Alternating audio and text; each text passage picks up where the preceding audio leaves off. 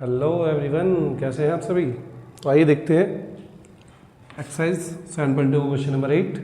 तो इसमें क्या कह रहा है, इफ ए एंड बी ये दोनों कोऑर्डिनेट्स दे रखे हैं उसके, ठीक है। Find the coordinates of P. P एक पॉइंट है जो कि इस तरीके से कि ए पी इक्वल है किसके, ए बी का 3/7 टाइम्स है, ठीक है। नया क्वेश्चन बना के थोड़ा सा घुमा के दे दिया उसने कि रेशियो नहीं दिया उसने आपको, और क्या दे दिया उसने, कहा कि ए पी जो है ये इस पूरे ए बी का 3/7 टाइम्स है, ठीक है। तो अब आपको क्या करना है कि P जो है वो इस लाइन सेगमेंट पर ही है, तो आपको क्या करना है, इस P का कोऑर्डिनेट निकालना है, ठीक है। रेशियो नहीं दिया उसने। अब जरा देखो कि आपको दे रखा है कि AP जो है वो क्या है, 3/7 टाइम्स है AB के, ठीक है। जस्ट ऐसे मान के चलो कि ये AB है, ठीक है। इसके 7 टुकड़े हैं कोई, ठीक है। तो उसमें 1 2 3 हिस्से तो ये हैं, ठीक है। ऐसे हो गए 1 2 3, ठीक है।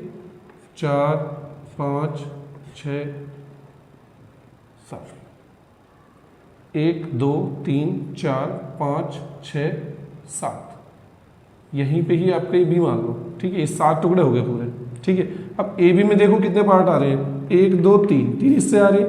अब पी बी में कितने बचे, 1 2 3 4, ये 4 पार्ट बचे इसके।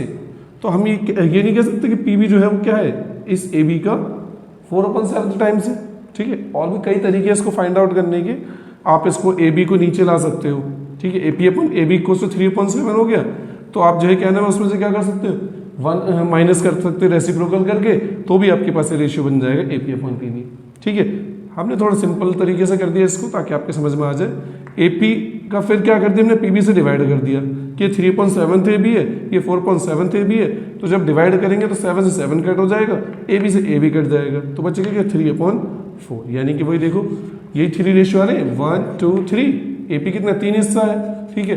अब PB कितना हिस्सा, 1 2 3 4, तो 3/4 वही बन रहा है, ठीक है। अब इसमें कुछ भी नहीं रह गया, जब रेशियो पता चल गया फिर तो एक सिंपल क्वेश्चन बन गया। अब आपको सेक्शन फॉर्मूला का यूज करना है, x के लिए mx2 + nx1/m+n, और y के लिए my2 + ny1/m+n, ठीक है। तो ये आज के लिए ये क्वेश्चन में होमवर्क हो गया, मैं सॉल्व नहीं करूँगा, मैंने करवा रखे हैं ऐसे क्वेश्चन, ठीक है। तो अब आपको क्या करना है, यहाँ पे बस ये x1 ये हो गया, x2 ये हो गया, ठीक है। ये वैल्यू इसमें पुट कर दो, mn के लिए 3/4 हो जाएगा, ये पुट करके इस x की वैल्यू निकाल दो, ठीक है। और y के लिए, इस y को निकालने के लिए ये y1 हो गया, ये y2 हो गया, इन दोनों को इसमें पुट कर दो, mn के रेशियो वही 3/4 रखेंगे, और सॉल्व करके आपके पास फिर x और y की वैल्यू आ जाएगी, ठीक है। चेक कर लेना, आपका आंसर जो है वो ये बनना चाहिए।